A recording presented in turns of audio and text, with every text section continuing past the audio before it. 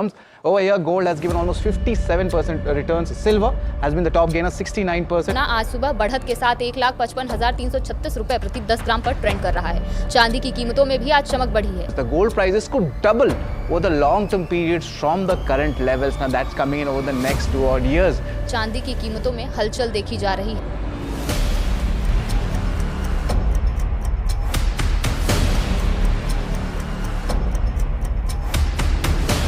Jewellery सिर्फ शौक है या फिर एक स्मार्ट इन्वेस्टमेंट है, तो आप इसमें क्या कहना चाहेंगे?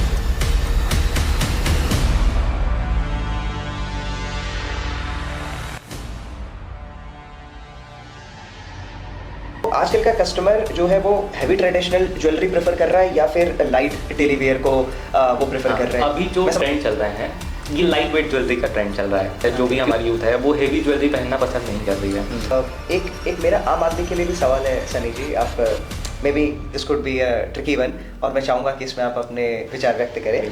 एक कॉमन सैलरीड पर्सन के लिए गोल्ड खरीदना बेटर है या ज्वेलरी फॉर्म में या कॉइन्स में लेना या फिर सो कॉल्ड बिस्किट्स के टर्म्स में उनको स्टोर करना? अगर हमारा इन्वेस्टमेंट केवल कॉइन में होता है तो उसका केवल और केवल मात्र एक ही यूज हो सकता है, इन्वेस्टमेंट के साथ साथ फैशन ज्वेलरी एक बेटर इन्वेस्टमेंट हो सकता है जो हमारे शौक को भी पूरी कर सकता है।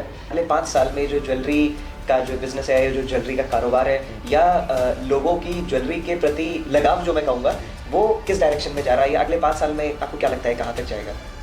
सोना खरीदते ही लॉस हो जाता है, तो क्या ये भ्रांतियाँ या ऐसा? सोना चांदी एक अच्छा इन्वेस्टमेंट है जी, और लॉन्ग टर्म में हम देखेंगे तो हमेशा हम प्रॉफिटेबल रहेंगे।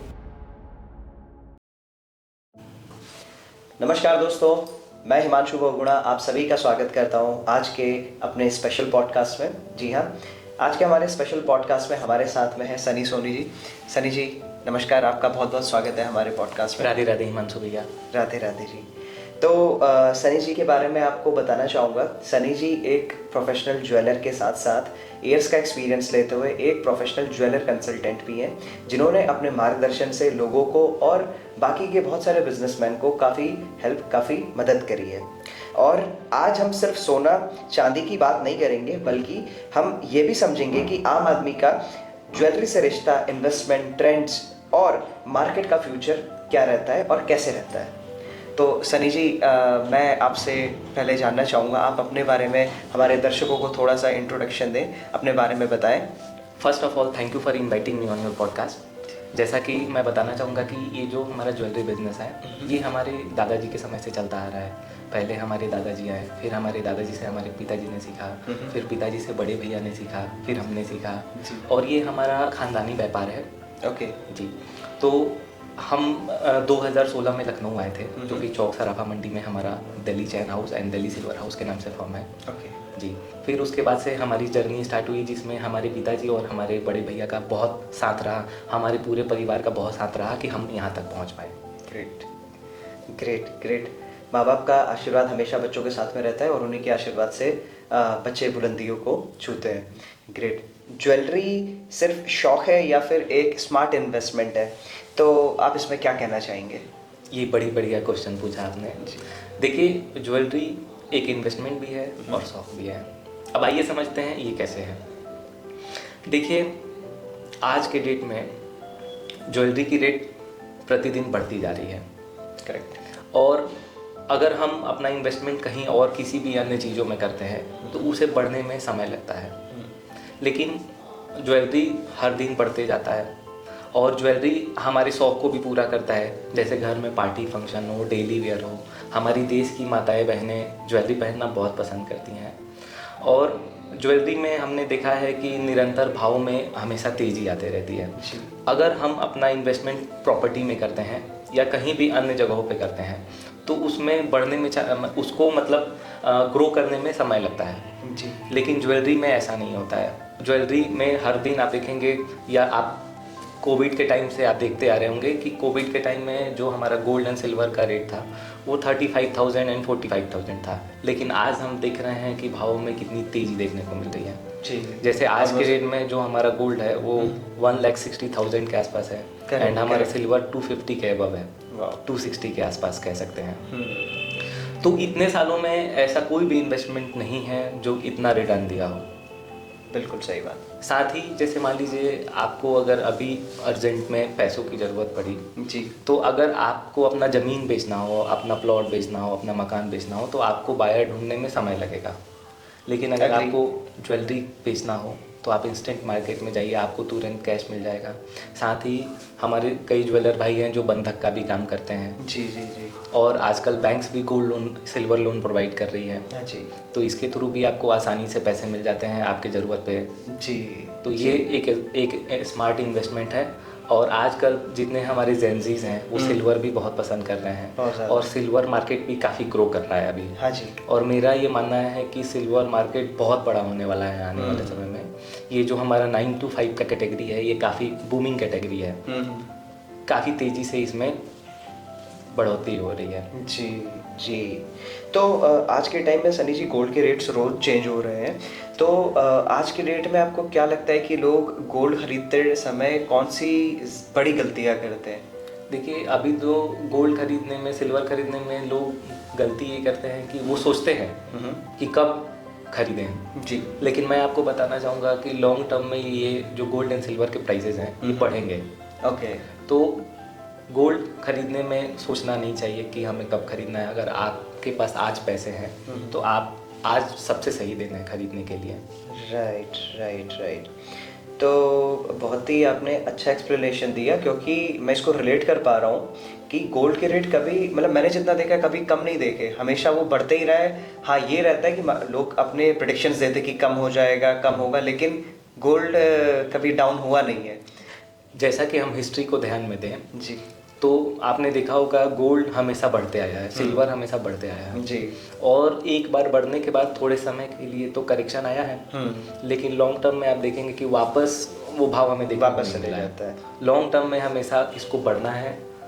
और मैं ये बताना चाहूँगा कि जो हमारा सोना और चांदी था ये सतयुग में भी था, त्रेता युग में भी था, द्वापर युग में भी था और कलयुग में भी रहने वाला है। जी। तो ये मार्केट जो है ये कभी भी नीचे नहीं जाने वाला है। सही कहा। इसमें निरंतर जे कर भी है। हमेशा हमेशा। बिल्कुल सही। ग्रेट। सर मेरा एक क्वेश्चन इसी से रिलेटेड है, जैसा कि आपको ईयर्स ऑफ एक्सपीरियंस रहा है काफ़ी ज्वेलरी में, तो पहले के जो बायर होते थे और आज के जो बायर हैं उनमें आपको क्या डिफरेंस दिखता है? देखिए मैं बचपन से ही इस व्यापार में जुड़ा हूँ। मैं पहले अपने स्कूलिंग भी करता था, तो स्कूल से आने के बाद मैं अपने फादर के साथ टाइम स्पेंड किया करता था। क्योंकि मेरा बचपन से ही पैशन रहा है कि इस बिज़नेस में कुछ नया करना है।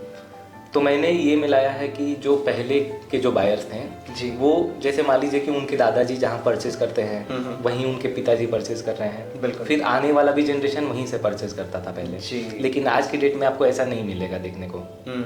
आज क्या है, सोशल मीडिया का ज़माना है, सोशल मीडिया का टाइम चल रहा है। सभी लोग पहले रिसर्च करते हैं उसके बाद परचेजिंग करते हैं। राइट। आज के डेट में सोशल मीडिया एक बड़ा प्लेटफॉर्म है बिजनेस को ग्रो करने के लिए। और आज के बायर्स पहले रिसर्च करते हैं और बाद में खरीदारी करते हैं और पहले ऐसा नहीं था। ये बड़ा फ़र्क है पहले और अब में। Right right right. और साथ ही मैं ज्वेलर्स को भी ये सुझाव देना चाहूँगा कि हमारे ज्वेलर भाई भी हैं, उनको मैं बताना चाहूँगा कि पहले जो हम ज्वेलरी बेचते थे तो हम व्यापार को लोकल लेवल पे करते थे, लेकिन आज के डेट में बड़ी बड़ी ब्रांड्स आ गई है। तो जैसे हम एक एग्जांपल लें कि पहले एक चाय नुक्कड़ पे मिलता था, वहाँ लोग जाते थे चाय पीते थे जी। वहाँ पे 50 लोगों की भीड़ लगी रहती थी। लेकिन चाय बेचने का तरीका बदल चुका है, लेकिन मैं देख पा रहा हूँ कि आजकल ज्वेलरी बेचने का तरीका वही पुराना चलता आ रहा है। तो मैं आप सभी ज्वेलर भाई को भी ये सुझाव देना चाहूँगा कि अब समय आ गया है बदलने का, कुछ नया करने का, कुछ बेहतर करने का। जी। तो सनी जी आपने बहुत ही अच्छे से एक्सप्लेन करा और मैं समझ सकता हूँ कि हमारे दर्शक कितनी ज़्यादा इन्फॉर्मेशन उन्हें मिलेगी। मुझे भी इतनी चीज़ें नहीं पता थी जो आज आपके साथ में बैठने में पता चल रही है। तो अगला सवाल मेरा ये होगा सनी जी कि सालों के एक्सपीरियंस के बाद आपको कौन सा कस्टमर बिहेवियर ज़्यादा याद रहता है? क्या वो प्रैक्टिकल बायर रहते हैं या फिर इमोशनल बायर? तो मैं बताना चाहूँगा कि मार्केट में 2 तरीके के बायर्स होते हैं, एक प्रैक्टिकल होते हैं और एक इमोशनल बायर होते हैं। जी। तो सबसे पहले हम सब इमोशनल बायर कौन होता है। जैसे मान लीजिए किसी को अपने वाइफ को गिफ्ट करना हो या अपने फैमिली मेम्बर को गिफ्ट करना हो या फ्रेंड्स एंड फैमिली जिसे भी गिफ्ट करना हो, तो वो जो ज्वेलरी है वो इमोशनली आके परचेजिंग करता है। उसे क्या प्राइसिंग है, क्या कैरेट है ज़्यादा ना मैटर करते हुए वो डिज़ाइन पे फोकस करता है कि कितना बेहतर डिज़ाइन हो सकता है जी। लेकिन जो हमारे प्रैक्टिकल बायर होते हैं जी। वो छोटी छोटी चीज़ों का ध्यान देते हैं क्योंकि वो इन्वेस्टमेंट कर रहे होते हैं, उनके लिए ज्वेलरी एक इन्वेस्टमेंट होता है। तो प्रैक्टिकल बायर प्राइस पे भी ध्यान देते हैं, डिज़ाइन पे भी ध्यान देते हैं, कैरेट पे भी ध्यान देते हैं, वो बहुत सारी चीज़ों का ध्यान रखते हैं और वो सही प्राइस पे खरीदना चाहते हैं।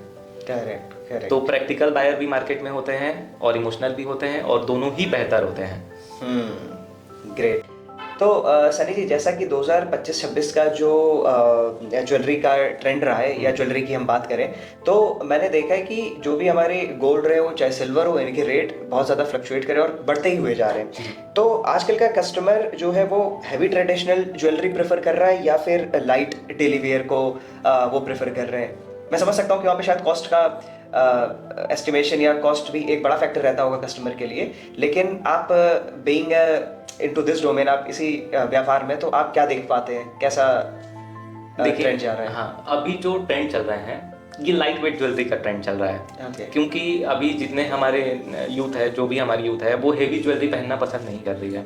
हम बड़े बड़े ब्रांड्स को भी देख रहे हैं कि वो केवल लाइट वेट ज्वेलरी पे ही ध्यान दे रहे हैं। तो जो आने वाला समय है वो लाइट वेट ज्वेलरी का है। हाँ, लेकिन अगर मैरिज फंक्शन है, घर में अगर बेटी की शादी है या किसी की खुद की शादी है जी, तो वहाँ पे एज ए इन्वेस्टमेंट भी ज्वेलरी खरीदा जाता है।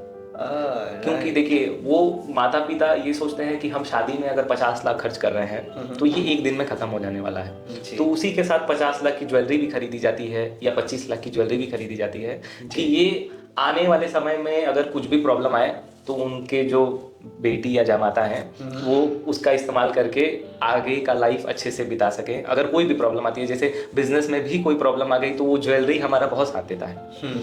तो शादियों के समय में लोग लाइट वेट ज्वेलरी कम पसंद करते हैं, वहाँ पे आ जाता है ट्रेडिशनल ज्वेलरी। लेकिन हम डेली वियर या फैशन में जाएं तो केवल लाइट वेट ज्वेलरी का कॉन्सेप्ट है और ये काफ़ी अभी क्रेजी मार्केट है लाइट वेट ज्वेलरी का। जी जी, बिल्कुल सही कहा आपने। और इसी से रिलेटेड एक चीज़ आती है, मैं भी कहीं पढ़ भी रहा था रिसेंट में, तो देख रहा था वहाँ पे कंपैरिजन करा जा रहा था। तो आज की डेट में अगर बात करें तो गोल्ड, सिल्वर या डायमंड, इनमें से आज के टाइम में कौन सा सेगमेंट सबसे ज़्यादा डिमांडिंग है, आप जो देख पाते हैं, और उसके पीछे का कुछ रीज़न क्यों ऐसा रहा है? देखिए, अभी गोल्ड एंड सिल्वर का डिमांड काफ़ी अच्छा है मार्केट में। क्योंकि मैं डायमंड सेगमेंट से नहीं आता हूँ तो मैं गोल्ड एंड सिल्वर की ही बात करना चाहूँगा। जी, अभी पिछले कुछ सालों में और भाव जैसे जैसे बढ़ रहे हैं, डिमांड भी और बढ़ रही है। मैंने ऐसा देखा है कि भाव बढ़ने से डिमांड घटी नहीं है और बढ़ी है।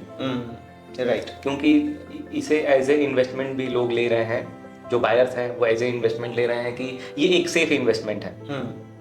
अगर हम अपने जेब में या अपने बैंक अकाउंट में अगर हम 10,000 रुपये रखते हैं तो वो बढ़ने वाला नहीं है, ईयरली 4% तक बढ़ जाएगा। सही बात। वो हमारे इन्फ्लेशन को बीट करने में मदद नहीं करता है। लेकिन ज्वेलरी जो है वो दिन प्रतिदिन बढ़ना ही है, आने वाले समय में भी बढ़ना है।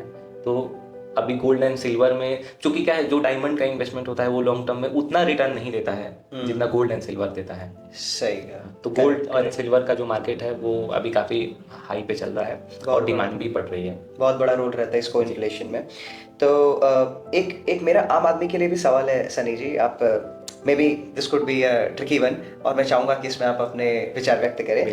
एक कॉमन सैलरीड पर्सन के लिए गोल्ड खरीदना बेटर है या ज्वेलरी फॉर्म में या कॉइन्स में लेना, या फिर सो कॉल्ड बिस्किट्स के टर्म्स में उनको स्टोर करना, या किस तरीके से एक कॉमन सैलरीड आम आदमी है जैसे वो किस चीज़ में इसको? देखिए, मैं आपको बताता हूँ, अगर हमारा इन्वेस्टमेंट केवल कॉइन में होता है तो उसका केवल और केवल मात्र एक ही यूज हो सकता है, इन्वेस्टमेंट। जी। अगर आप कॉइन खरीदते हैं या बिस्किट लेते हैं, लेकिन अगर आप ज्वेलरी खरीदते हैं और आप एक अच्छे ज्वेलर से बाय करते हैं जो शुद्धता की गारंटी देता हो, उसके मेकिंग चार्जेस ज़्यादा ना हो। आजकल मेकिंग चार्जेस पे बहुत हमें सोशल मीडिया पे देखने को मिलता है। आगे हम मेकिंग चार्जेस पे भी बात करेंगे, लेकिन सबसे पहले मैं बताना चाहूँगा कि अगर आप इन्वेस्टमेंट के साथ साथ फैशन भी फैशन पे भी ध्यान देना चाहते हैं, मान लीजिए अगर आपकी वाइफ को पार्टी में जाना है तो कपड़ों के साथ साथ, मेकअप के साथ साथ हमारे ज्वेलरी बहुत बड़ा रोल प्ले करता है। बिल्कुल। तो ज्वेलरी एक बेटर इन्वेस्टमेंट हो सकता है जो हमारे शौक को भी पूरी कर सकता है और हमारे इन्वेस्टमेंट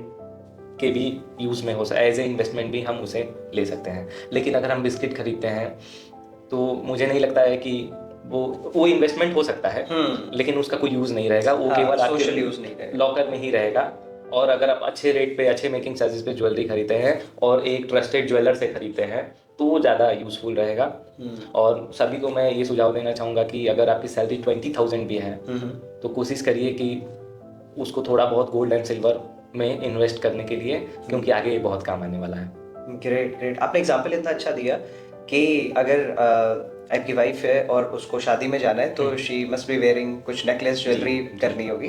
तो इसी से रिलेटेड अगला सवाल है मेरा सनी जी कि जो शादी के लिए ज्वेलरी लेते वक्त 3 चीज़ें चेक करनी चाहिए या जो मेजर चीज़ें चेक करनी चाहिए लोगों को अमूमन तौर पे, जिनको कि लोग इग्नोर कर देते हैं, उनकी तरफ ध्यान नहीं देते हैं, तो इस पर आप क्या कहना चाहेंगे, कौन सी 3 चीज़ें? देखिए, मैं ये बताना चाहूँगा कि 9 कैरेट एंड 14 कैरेट मार्केट में अवेलेबल है, लेकिन मैं इस पॉडकास्ट से आप सभी को बताना चाहूँगा कि आप लोग ज़्यादा से ज़्यादा 18 कैरेट एंड 22 कैरेट ज्वेलरी पे फोकस करें। जो हमारा 9 कैरेट एंड 14 कैरेट है ये फैशन ज्वेलरी, एज ए हम फैशन ज्वेलरी ले सकते हैं, लेकिन अगर आपको एक सेफ इन्वेस्टमेंट करना है तो आप 18 कैरेट एंड 22 कैरेट ज्वेलर, ऐसे ज्वेलर को ढूंढे जो 18 कैरेट एंड 22 कैरेट की ज्वेलरी बेचता हो। और देखिए, आजकल मार्केट में धोखेधड़ी बहुत हो रही है। लोग 14 कैरेट पे 18 कैरेट लगा दे रहे हैं, 18 कैरेट पे 22 कैरेट का मोहर लगा दे रहे हैं। तो इससे बचें और ध्यान दें कि अच्छे ज्वेलर से खरीदें और बहुत कम मेकिंग चार्जेस वाले ज्वेलर्स के पास ना जाएं। ओके। यदि आपका ज्वेलर आपसे 3% मेकिंग चार्जेस ले रहा है जी, तो अगर वो बड़े लेवल पे है तो हो सकता है उसकी खुद की मैन्युफैक्चरिंग हो, वो मैनेज कर सकता है। हो सकता है वो लेबर जो उसने रखा हो वो सैलरी दे के रखा हो जी। लेकिन अगर एक हम आम दुकानदार के पास जाते हैं, सबकी इतनी कैपेसिटी नहीं है कि वो मैन्युफैक्चरिंग कर सके। बिल्कुल सही। तो आप ऐसे समझिए, होलसेल मार्केट में ही जो हमारा ज्वेलरी आता है वो 4 to 5% मेकिंग चार्जेस पे आता है। राइट। हम बहुत कम मान ले तो 3% to 4% मान सकते हैं। तो वो ज्वेलर कैसे 4% पे खरीद के 3% पे आपको बेच सकता है? सही। मैं इस पॉडकास्ट के माध्यम से आप सभी को मैसेज देना चाहता हूँ कि आप 5% और 7%, अगर आपका ज्वेलर 3% लगा भी रहा है तो आप उस पर शक करिए कि वो कैसे लगा रहा है। आप उसकी गहराई में जाइए, आप उसे टेस्टिंग करवा के ही परचेजिंग करिए। लेकिन जनरल 5% 7% पे ज्वेलरी आप खरीद सकते हैं, क्योंकि गोल्ड प्राइसेस बढ़े हैं। जो पहले मेकिंग चार्जेस 12% 15% हुआ करते थे, अब वो 7 to 9 पे आ गए हैं। और जो हमारा एंटीक ज्वेलरी है वो तो हमेशा ही कॉस्टिंग, जैसे जो 3% पे मेकिंग चार्जेस पे आपको प्रोडक्ट दे रहा है, तो आप बताइए वो कैसे दे रहा होगा? दिन प्रतिदिन चीज़ें महंगी हो रही हैं और मेकिंग चार्जेस सस्ते कैसे हो सकते हैं? सही बात है। यानी कि अब जैसे हम रोल्स रॉयस का ही एग्जांपल ले लें, तो वो तो पूरे इंडिया वर्ल्ड में सबसे महंगी गाड़ी बिकती है। लोग कहते हैं कि वो हैंडमेड है, तो हैंडमेड ज्वेलरी कभी भी 3% पे रेडी नहीं हो सकता है। सही बात कही है, बिल्कुल। हाँ, तो मैं आप सभी को सुझाव देना चाहूँगा कि एक अच्छे ज्वेलर से परचेजिंग करें, बहुत ज़्यादा कम मेकिंग चार्जेस के लालच में ना जाएं। 5%, 7%, 9% ये एक जेन्युइन मेकिंग चार्जेस हैं। राइट। और HUID पास ज्वेलरी ही परचेजिंग करें, ये मेरा सुझाव रहेगा। आपने सनी जी बहुत ही अच्छा एक्सप्लेन करा। और मेरा हॉलमार्क से रिलेटेड अगला क्वेश्चन है कि हॉलमार्क और जो मेकिंग चार्जेस है या जो वेस्टेज होता है, ये सब सिंपल शब्दों में आप बताएं कि क्या होता है, सो दैट जो कॉमन आदमी है उसको पता रहे और वो कंफ्यूज ना हो। देखिए, अभी मार्केट में HUID ज्वेलरी आ गई है जी, तो मैं यही सभी को बताना चाहूँगा कि वो HUID अपना चेक कर लें। ऐप भी है, ऐप पे सब कुछ दिख जाता है। और ये गवर्नमेंट का जो हॉलमार्किंग सेंटर होता है वो गवर्नमेंट से अप्रूव्ड होते हैं, तो वहाँ से वो हॉलमार्क लग के आता है। हम HUID चेक करके कहीं भी ज्वेलरी खरीद सकते हैं। और सिंपल है कि 3% हमारा GST लगना है जी। और बाकी ज्वेलर आपका ट्रस्टेड होगा तो जाहिर सी बात है, अगर कोई अच्छा ज्वेलर है तो वो रेट भी अच्छा देगा और मेकिंग चार्जेस भी लेगा प्रोडक्ट के हिसाब से। मार्केट में हर चीज़ सेम प्राइस पे तो अवेलेबल है नहीं। तो अगर वो 5% मेकिंग चार्जेस ले रहा है, 7% ले रहा है, तो वो बड़ी बात नहीं है, क्योंकि हम 2% के लिए हम अपने 92% का ध्यान नहीं देते हैं। अगर हम 92% जो हमारे 22 कैरेट गोल्ड खरीद रहे हैं या 75.5% 18 कैरेट गोल्ड खरीद रहे हैं, तो हम अपने 75% जहाँ पैसे इन्वेस्ट कर रहे हैं उसको ध्यान नहीं देते हैं। हम 2% और 3% और पे मेकिंग चार्जेस पे ध्यान देने लगते हैं। सही बात है। तो ये जो आज का यूथ है ना, जो मेकिंग चार्जेस के पीछे भाग रहा है, ये बहुत गलत हो रहा है। जी। मेरा अगला क्वेश्चन इसी से रिलेटेड रहेगा कि जैसे ये मे भी मिथ है, लेकिन आम जब मार्केट में हम लोग निकलते हैं तो ये चीज़ें सुनने में आती है कि सोना खरीदते ही लॉस हो जाता है। तो क्या ये भ्रांतियां या ऐसा कुछ? ये बहुत फनी क्वेश्चन है जी। मेरा मानना है कि सोना चांदी एक अच्छा इन्वेस्टमेंट है जी। और लॉन्ग टर्म में हम देखेंगे तो हमेशा हम प्रॉफिटेबल रहेंगे। शॉर्ट टर्म में तो कुछ भी हो सकता है। ये राइट। हम ट्रेडिंग भी करते हैं तो हमने अभी बाय ऑर्डर पंच किया, वो तुरंत गिरना है। ये राइट। तो शॉर्ट टर्म में ऐसा हो सकता है कि आपको लॉस लगे, लेकिन हालांकि लॉस होता नहीं है। लॉन्ग टर्म में आप हमेशा प्रॉफिटेबल रहेंगे गोल्ड सिल्वर परचेज करके।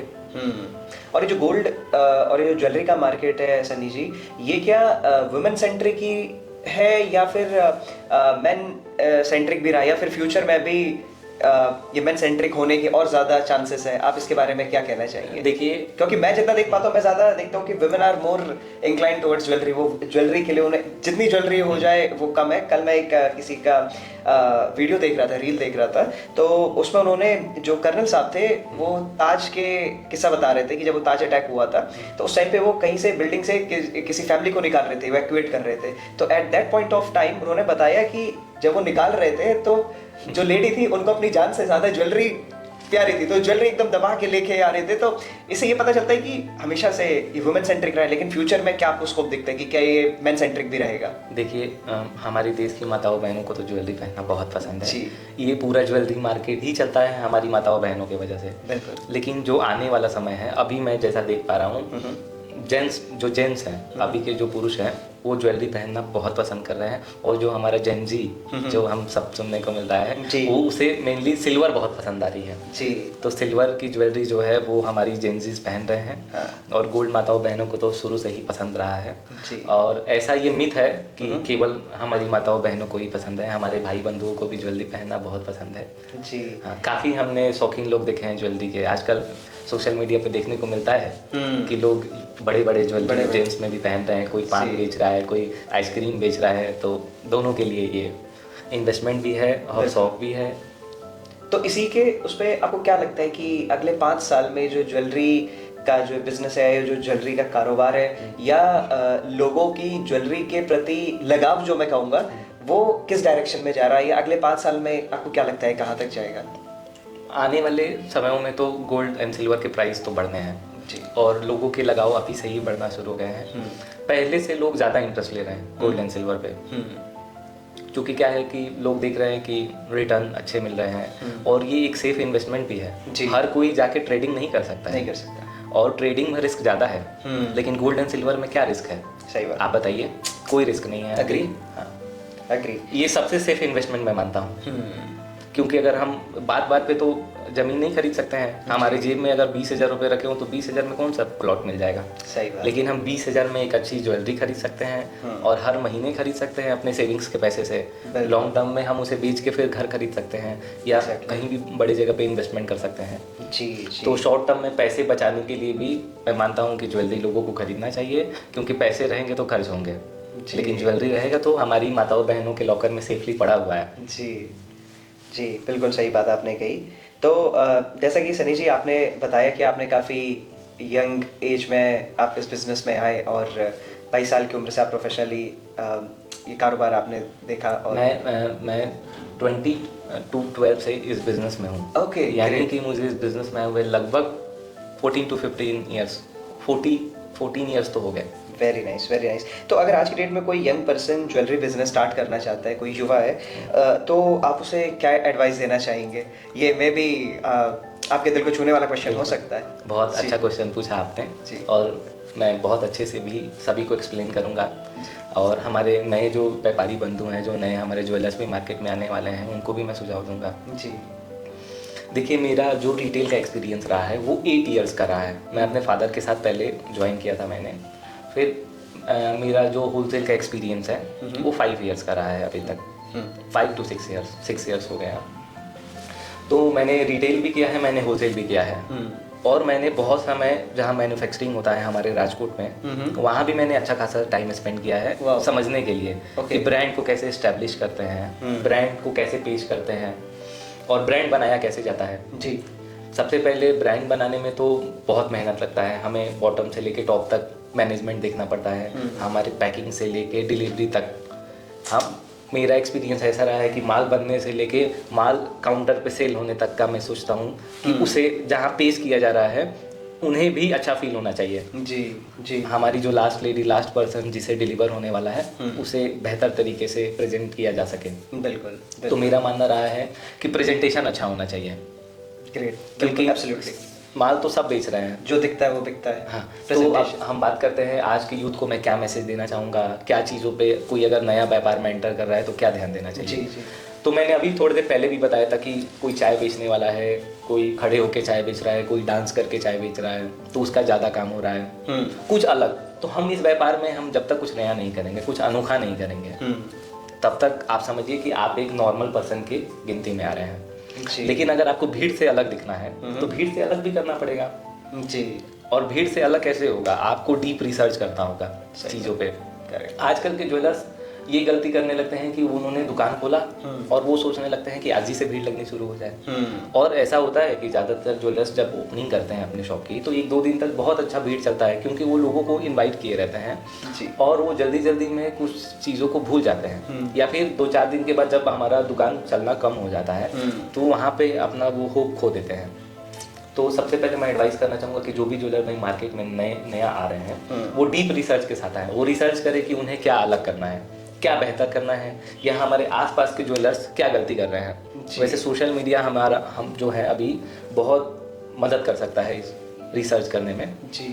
हमने राजकोट से कुछ सीख लिया, हमने मुंबई से कुछ सीख लिया, हमने लखनऊ से सीख लिया, हमने दिल्ली से कुछ सीख लिया, उस सब का हमने एक कॉम्बो बना दिया। बिल्कुल। लेकिन अभी क्या है, ज्वेलर्स जो गलती ये करते हैं कि वो सॉफ्ट लॉन्चिंग नहीं करते हैं। जैसे आजकल हर बिजनेस में जो भी बड़े खिलाड़ी होते हैं वो पहले सॉफ्ट लॉन्चिंग करते हैं, जी जी, फिर बाद में वो जाके ग्रैंड लॉन्चिंग, ग्रैंड इवेंट करते हैं, ताकि जो भी हमें सुधार करना हो वो सुधार कर सकें। लेकिन अभी क्या है कि अगर हम कुछ भी काम नया स्टार्ट करते हैं और हमने मास को पहले ही टारगेट कर लिया और हम डिलीवर ना कर पाए तो वो पूरा हमारा ऑडियंस चला जाएगा। एग्जाम्पल से समझते हैं कि हमारे 100 बायर्स हैं और हमने 100 बायर्स को डे 1 और डे 2 में बुला लिया और उनका एक्सपीरियंस बेहतर नहीं हुआ तो 100 के 100 हमारे क्लाइंट खराब हो जाएंगे, हमारे कस्टमर खराब हो जाएंगे। एग्जैक्टली, बिल्कुल एग्री। लेकिन अगर हम केवल पहले 10 या 20 लोगों के साथ सॉफ्ट लॉन्चिंग करते हैं तो उसके बाद हम उनके एक्सपीरियंस को बेहतर करते रहेंगे। वर्ड ऑफ माउथ से भी ये व्यापार बहुत चलता है, बिल्कुल। सोशल मीडिया से भी आजकल बहुत अच्छा रिस्पॉन्स देखने को मिल रहा है। जी जी। तो यही मैं आप लोगों को सुझाव देना चाहूँगा कि आप अन बिजनेस से सीखें और अपने बिजनेस में इम्प्लीमेंट करें, कुछ बेहतर करने की कोशिश करें, कुछ नया करने की कोशिश करें और पहले सॉफ्ट लॉन्चिंग करें, फिर बाद में जाके आप अपने आप को एक सफल बिजनेसमैन बनाएं, फिर जाके आप एक ग्रैंड लॉन्चिंग करें 6 मंथ्स में या 3 मंथ्स में, जब भी लगे कि हाँ मैंने मार्केट के अकॉर्डिंग। क्योंकि क्या है कि जब हम ज्वेलरी परचेज करने जाते हैं तो हमें ये नॉलेज नहीं होता है कि हमें क्या रखना है डे 1 पे। जी जी, जनरल सही बात। और जब हम मार्केट को थोड़ा टाइम दे देते हैं और हमारे हाथ में कैश रहता है तो हम अपने कस्टमर के नीड के हिसाब से बाद में परचेजिंग करके अपने स्टॉक में ऐड ऑन कर सकते हैं। राइट राइट, तो बहुत ही सही जानकारी दी आपने और मैं इसको अब समहाउ रिलेट कर पा रहा हूँ। तो सनी जी, ये आपने जो एडवाइस दी ये आपने दी जो न्यू एंट्रेंट्स है मार्केट में, जो नए युवा आ रहे हैं, जैसे कि आप एक प्रोफेशनल ज्वेलर हैं, आप कुछ ऐसे सजेशन से एडवाइस हम जैसे कॉमन लोगों को भी देना चाहेंगे कि जो कॉमन बायर है कि उनको किस चीज़ का और ध्यान रखना चाहिए? देखिए, कॉमन बायर्स के लिए तो हमने पहले भी बताया कि वो एक ट्रस्टेड ज्वेलर के पास जाएं, HUID ज्वेलरी खरीदें और सिल्वर में बहुत बच के अभी रहना है, क्योंकि मार्केट में बहुत सारी कैटेगरी आ गई हैं। जैसे हम एक वाइट शर्ट खरीदने जाते हैं तो 500 का भी मिलता है, 1000 का भी मिलता है, 5000 का भी मिलता है। वैसे ही सिल्वर और गोल्ड सेगमेंट में है तो ज़्यादा लोअर कैटेगरी मतलब लोअर सेगमेंट का परचेजिंग ना करें, अच्छी शुद्धता वाला प्रोडक्ट परचेजिंग करें। मैं आज के यूथ को यही बताना चाहूँगा। सिल्वर में भी क्या हम कैटेगराइज कर सकते हैं उसका भी कोई हॉलमार्क या कोई? आने वाले समय में हो जाएगा। अभी हमें देखने को मिल रहा है, गवर्नमेंट ने जनरली बताया है कि 81 एंड 925 में ज़्यादातर लोगों को शिफ्ट करना है। ओके। तो उसमें थोड़ा टाइम लग सकता है। और मैं भी सभी को यही सुझाव देना चाहूँगा, हमारे ज्वेलर भाई को भी, कि जितना फैशन ज्वेलरी है वो 9 to 5 में रखना स्टार्ट कर दे और जितना भी हमारा डेली यूजेज वाला प्रोडक्ट रहने वाला है वो 81 मेल्टिंग में रखना स्टार्ट कर दे, जिसे गवर्नमेंट हॉलमार्क 800 के नाम से बताती है। मतलब हॉलमार्क सेंटर जी हॉलमार्क 800 के हिसाब से वो हॉलमार्किंग करेगा और 9 to 5 ये बेस्ट रहने वाला है, क्योंकि ज़्यादा कैटेगरीज हो जाने से ठगी भी बढ़ने के चांसेस हो जाते हैं और कम कैटेगरी होगा तो दुकानदारों को भी कम स्टॉक मेंटेन करना होगा। जी जी। और जो हमारा होलसेलर है या जो मैन्युफैक्चरर है उसे भी कम कैटेगरी में प्रोडक्ट्स मैन्युफैक्चरिंग करने की ज़रूरत पड़ेगी। 2 कैटेगरी इनफ है इस मार्केट के लिए। बिल्कुल बिल्कुल। आप एक होलसेलर ज्वेलर होने के साथ साथ क्या जो अदर पोटेंशियल बायर हैं आपके जो ज्वेलर्स हैं उनको कोई एडवाइस देना चाहेंगे जो उनके लिए इम्पोर्टेंट हो सकती है और जो उन्हें ध्यान रखनी चाहिए हमेशा? देखिए, मैं अपने ज्वेलर भाइयों को एडवाइस करना चाहूँगा कि अगर आपके पास कोई एक खरीदार आ रहा है, एक बायर आ रहा है, एक कस्टमर आ रहा है, तो हम उन्हें कुछ बेहतर देने की कोशिश करें, क्योंकि वो आपके पास बहुत ही ट्रस्ट के साथ आ रहा है। और अभी मैं मार्केट में देख रहा हूँ कि लोग काफ़ी लोअर मेल्टिंग की तरफ जा रहे हैं, तो ऐसा ना करें। क्योंकि देखिए, बहुत ईमानदार ज्वेलर्स भी हैं इस मार्केट में, लेकिन साथ ही जो नए हमारे ज्वेलर्स आते हैं तो उन्हें रहता है कि हमें अपने सबसे सस्ता बेचना है और जल्दी बड़ा बन जाना है जी। तो ये मैं कहूँगा कि लॉन्ग टर्म में ये अच्छा नहीं होगा।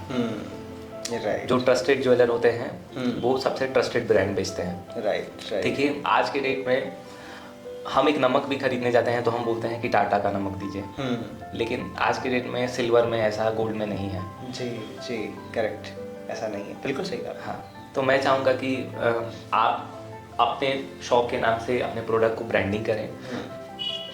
ये आप अगर ब्रांडिंग करते हैं तो कल को आप अपने ब्रांड को बड़े लेवल पर ले जा सकते हैं। बिल्कुल बिल्कुल, एब्सोल्युटली। और लोअर कैटेगरी ज़्यादा ना बेचें, क्योंकि वो लॉन्ग टर्म में अच्छा नहीं रहने वाला है। शॉर्ट टर्म ग्रोथ तो दिखेगा, लेकिन लॉन्ग टर्म में वो हानि करेगा।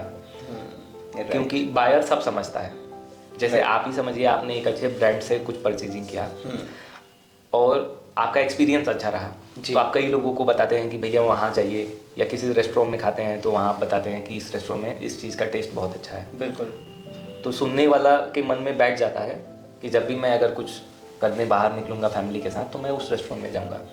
तो वैसे ही अगर आप अपने आप को एज ए ब्रांड लॉन्च करते हैं, हर एक ज्वेलर अपने आप को एक ब्रांड बनाए, एक ब्रांड के नाम से जाना जाए जी।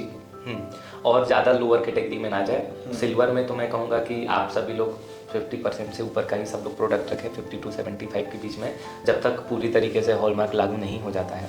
इससे नीचे मैं राय नहीं दूंगा प्रोडक्ट रखने के लिए, क्योंकि एटलीस्ट बायर आपके ट्रस्ट पे माल खरीद रहा है। बिल्कुल तो बिल्कुल। उस ट्रस्ट का गलत फ़ायदा नहीं उठाना चाहिए। And it holds true for every business कि बायर का ध्यान रखना चाहिए, वो आपके ट्रस्ट पे ही चीज़ें परचेज कर रहा है। तो आपको कैसा फील होता है सनी जी की जब कोई आपके पास में बायर एक बार उन्होंने ज्वेलरी परचेज करी और दोबारा उसी की डिमांड आई है और may be it is coming third time, आती होगी मेरे ख्याल से, कि जब रिपीट कर रहा है तो आपको कैसा फील होता है? देखिए, हमारा पूरा बिजनेस रिपीट कस्टमर का है। जैसे हर रोज़ नए क्लाइंट्स भी हमारे पास आते हैं जी, लेकिन जो रिपीट बिजनेस हमें मिलता है वो हमारे हैप्पी कस्टमर से मिलता है। तो मैं हमेशा कोशिश करता हूँ कि हमारे जितने भी बायर्स हों वो हमसे खुश होकर जाएं, हमसे रिपीट परचेजिंग करें, और इसका मैं बहुत ध्यान रखने की कोशिश करता हूँ कि कोई हमसे दुखी होकर ना जाए।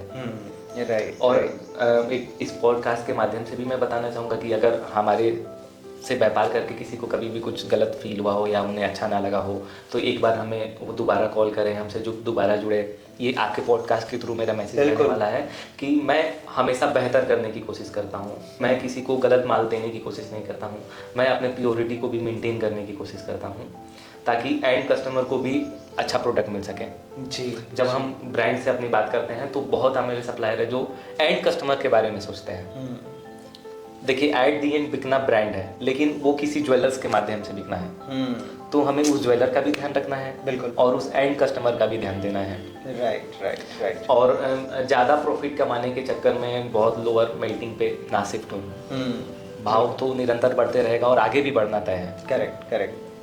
जैसे गवर्नमेंट ने 9 कैरेट लॉन्च कर दिया तो गवर्नमेंट ने एक प्रमाणित दे दिया, लेकिन जो हम अगर खुद से एक नया कैटेगरी बिल्ड कर रहे हैं और जब तक वो प्रमाणित नहीं है तब तक वो गलत है। गवर्नमेंट एक बार आके बोल देगी कि आप 45% का सिल्वर बेचना शुरू कर दीजिए, तो आप एक प्रमाणित करके बेच रहे हैं वो बेचने में, और आप एक खुद से कम मेल्टिंग वाला प्रोडक्ट बेच रहे हैं, उसमें फ़र्क है। जी जी, बिल्कुल बिल्कुल, आपने सही कहा। तो एश्योर्ड क्वालिटी बेचने का मैं राय दूंगा सभी को। जी जी। तो ये सनी जी, मैं एक चीज़ इसमें समझना चाहता हूँ कि जो ये भाव का फ्लक्चुएशन होता है इसमें प्रॉफिट रहता है या लॉस रहता है कुछ इसके भाव के फ्लक्चुएशन पे? आप देखिए, पहले जो भाव थे इतने फ्लक्चुएशंस नहीं थे, तो पहले लॉस होने के चांसेस कम थे क्योंकि हमने बेचा हमने 2-4 घंटे वेट किया, अगर भाव गिरा तो हमने परचेज कर लिया, तो थोड़ा बहुत भाव में प्रॉफिट हो जाता था जी। लेकिन अब जब भी हम बेचते हैं और ख़रीदने जाते हैं तो हमें बढ़ के ही मिलता है। हाँ।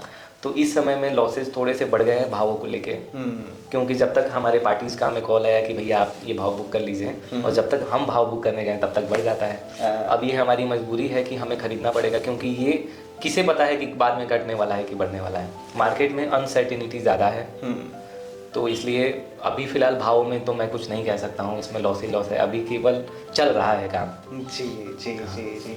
बाकी के मैं अपने व्यूअर्स को एक और चीज़ बताना चाहूँगा, जैसा कि यहाँ पे आप इतनी अच्छी चीज़ें सुन पा रहे हैं सनी जी के एंड से। अगर आपको कोई भी क्वेरी होती है तो मैं डिस्क्रिप्शन में सनी जी की डिटेल्स आपको शेयर कर दूंगा, ईमेल और उनके कॉन्टैक्ट डिटेल्स, जिनसे कि आप रीच आउट कर सकते हैं। और अगर आपको कुछ परचेजिंग से या कंसल्टेशन से रिलेटेड भी आपको हेल्प चाहिए तो Sunny ji will be always there to help you. और मेरा सनी जी एक और क्वेश्चन है इससे रिलेटेड कि जैसा कि आपने बताया कि जेनजी का झुकाव ज्वेलरी की तरफ को हो रहा है, तो ये आपको क्या लगता है कि सिल्वर की तरफ ज़्यादा हो रहा है या गोल्ड की तरफ हो रहा है, या फिर वो महंगी ज्वेलरी परचेज करने पे ज़्यादा? नहीं, वो लाइट वेट और फैशन ज्वेलरी पे उनका फोकस ज़्यादा रहता है, चाहे वो गोल्ड में भी हो सकता है और सिल्वर में भी हो सकता है। Okay okay. हाँ, तो वैसे तो ज़्यादातर मैंने जेंट्स को देखा है कि वो सिल्वर प्रेफर कर रहे हैं, लेकिन झुकाव दोनों तरफ है और फैशन ज्वेलरी की तरफ ज़्यादा है। जितनी भी हमारी नई कैटेगरी आई है ये सब जेंट्स के लिए ही आई है। Right, great. बहुत ही अच्छा एक्सप्लेन करा सनी जी आपने, आई डू रियली अप्रिशिएट। मेरा अगला सवाल आपसे ये है सनी जी कि जैसा कि आप होलसेल ज्वेलरी बिजनेस में हैं, तो आप क्या चैलेंजेस फेस करते हैं डेली लाइफ में? और मैं बात करूँ जब आप एज अ बायर होते हैं, जब आप एज अ बायर बनते हैं, तो आपके लिए क्या चैलेंजेस होते हैं? मेरे सालों के एक्सपीरियंस से जो मेरे लिए सबसे बड़ा चैलेंज रहा है जी, ये हमारा स्टॉक मेंटेनेंस रहा है। देखिए, कौन बायर आएगा, वो क्या खरीद के ले जाएगा, ये हमें बिल्कुल पता नहीं होता है जी। तो जैसे मान लीजिए कि हमने एक सिंगल प्रोडक्ट में स्टॉक मेंटेन करके रखा, अब वो स्टॉक कोई एक व्यक्ति आया और उसने वो हमारा पूरा स्टॉक ले लिया, या हमारा उसमें से उन्होंने मेन प्रोडक्ट से वो स्टॉक ले लिया। जैसे एक स्टॉक ब्रांड में कैटेगरी होती है, जैसे हम पायल की बात करें तो पायल में हमारा पट्टा पायल होता है, झालर पायल होता है, पर्दा पायल, बजना पायल, वेलकम झालर, गोला। अब कोई आके हमसे केवल 15 से 20 ग्राम का पट्टा आके पूरा लेके चला गया, ठीक है, सही। अब हमारा अगला कोई बायर आता है तो उसे भी वही प्रोडक्ट चाहिए, लेकिन पिछले बायर ने वो पूरा प्रोडक्ट अकेले ही वो लेके चले गए। और हमें परचेजिंग में भी क्या होता है कि हमने आगे अपने ब्रांड को कॉल किया, वहाँ भी वो प्रोडक्ट रेडी नहीं है। तो ये हमारे लिए सबसे बड़ी डिफ़िकल्टी है, स्टॉक मेंटेन करना। ओके। हमारे पास अगर ख़त्म हो जाता है तो हम अपने सप्लायर को भी कॉल करते हैं, तो वहाँ भी वो जब सीज़न आता है तो वहाँ भी रेडी नहीं होता है। अच्छा। तो हमें मेन जो चैलेंज है वो हमारा स्टॉक है, और अगर ये जिस दिन सॉल्व हो गया उस दिन इस बिज़नेस में हर कोई मास्टर हो जाएगा। Great great. तो ये चैलेंज रहा है, और इसको मेरा ये मानना है कि आप इसको मेंटेन करने के लिए आपने मैकेनिज्म सेटअप कर। हाँ, इसलिए हमें मल्टीपल ब्रांड से भी टाई अप करना पड़ता है। हम नहीं चाहते हैं कि ज़्यादा ब्रांड्स का प्रोडक्ट भेजें, क्योंकि कहीं ना कहीं हमें ज़्यादा स्टॉक मेंटेन करना है। लेकिन मल्टीपल ब्रांड्स में ये होता है रखने से कि वो प्रोडक्ट उस ब्रांड में नहीं मिला तो हम उन्हें इस ब्रांड में दे पाते हैं। जी। तो सनी जी, जैसा आपने बताया बायर का और होलसेलर का रिलेशन, मैं ये समझना चाहता हूँ कि एक पोटेंशियल बायर को आपके पास में क्यों आना चाहिए? आप कैसी चीज़ें उन्हें प्रोवाइड कर रहे हैं जो कि उन्हें अट्रैक्ट कर सकती है और जो उनके लिए भी बेनिफिशियल है, मोर देन अट्रैक्ट, उनके लिए बेनिफिशियल होगी, और वो आम जनता को वो चीज़ें प्रोवाइड करा पाएंगे? देखिए, एज ए होलसेलर मेरा विज़न है कि हम जो भी हमारे पास हमारे बायर्स आ रहे हैं, हम उन्हें बेस्ट क्वालिटी के प्रोडक्ट डिलीवर कर सकें। और मेरा ये मतलब सोच रहता है, विज़न रहता है कि हम अपग्रेडेड रहें मार्केट में। अगर कोई भी प्रोडक्ट मार्केट में लॉन्च हुआ है तो उसे सबसे पहले हम अपने पास कैसे लेकर आएँ, ताकि एक बायर को जो भी हमसे जुड़े हैं उन्हें कैसे बेहतर हर जगह से अपग्रेड मिल पाए, ताकि वो हमसे अगर वो जुड़े हैं तो उनको लाभ मिलना चाहिए कि वो प्रोडक्ट मार्केट में पहले ले जाएंगे, पहले एडवर्टाइज करेंगे, पहले सेल करेंगे, राइट। तो कहीं ना कहीं वो दूसरों से आगे रहेंगे। तो हमारी कोशिश रहती है कि हम ऑलवेज अपग्रेडेड रहें। ये हमारा टैगलाइन भी है कि ऑलवेज अपग्रेडेड, स्टार्टिंग से ही। और मैं अपने आप को कोशिश करता हूँ कि सबसे आगे कैसे बना रहूं, लेकिन मेरा विजन ये नहीं है, मेरा सोच ये नहीं है कि मैं दूसरों को पीछे करके खुद आगे बढ़ूं। जी जी, मेरा सोच है कि सबके साथ आगे बढ़े। बिल्कुल होलिस्टिक अप्रोच हो। हाँ। जी जी, बहुत ही बढ़िया आपने रिस्पॉन्स दिया कि सबको लेके ही आप साथ में चल सकते हैं। अच्छा, इन ये जो इसकी मैन्युफैक्चरिंग हो, जैसा आपने बताया कि राजकोट और आगरा, राजकोट, अच्छा आगरा भी है, तो ये मैं पहली बार सुन रहा हूँ दर्शकों आज सनी जी के माध्यम से कि आगरा भी एक बड़ा मार्केट है ज्वेलरी की मैन्युफैक्चरिंग का। पायल की मैन्युफैक्चरिंग ज़्यादातर आगरा में ही होती है। Okay okay, great. तो ये इन सेगमेंट में देखें, अगर ज्वेलरी के सेगमेंट्स में जैसे चेन है या पायल है या ब्रेसलेट है, तो इनमें भी कुछ आपको ट्रेंड देखने को मिलते हैं कि इनके लिए जो आपके बायर हैं वो आपके पास में ज़्यादा आते हैं, इन चीज़ों की मांग सबसे ज़्यादा रहती है, तो इनमें कौन सा प्रोडक्ट आपको लगता है कि सबसे ज़्यादा डिमांडिंग रहता है? देखिए, पहले पायल की जो कैटेगरी थी ये बहुत डिमांडिंग रहती थी। बिछिया की भी कैटेगरी थी, वो भी अभी भी बहुत डिमांडिंग रहती है। अभी मार्केट में चेन्स की डिमांड बहुत बढ़ गई है, क्योंकि जो हमारा नया यूथ है उसे चेन पहनना बहुत पसंद है जी। तो अभी चेन्स का भी काफ़ी, ओवरऑल सारे प्रोडक्ट्स मतलब हाई डिमांडिंग रहते हैं। ग्रेट। अच्छा, मैंने रिसेंट में कहीं आई एम नॉट श्योर ये सही है कि गलत, लेकिन मैंने कहीं सोशल मीडिया में देखा था कि जो हमारे फ्रेम होते हैं चश्मों के, they are also coming in silver, उसके भी डिज़ाइन सारे, क्या ये बात ट्रू है? जी, हर चीज़, वॉच भी, हमारा वॉच भी अभी सिल्वर में आने लगा है जी। और हर चीज़, शू भी आता है सिल्वर में। वाओ। जनरली लोग उसे गिफ्टिंग पर्पस से यूज़ करते हैं। अच्छा। हाँ, फ्रेम्स का काफ़ी डिमांड रहता है। अगर हम किसी के वेडिंग में जा रहे हैं हाँ, तो हम उन्हें फ्रेम गिफ्ट कर सकते हैं।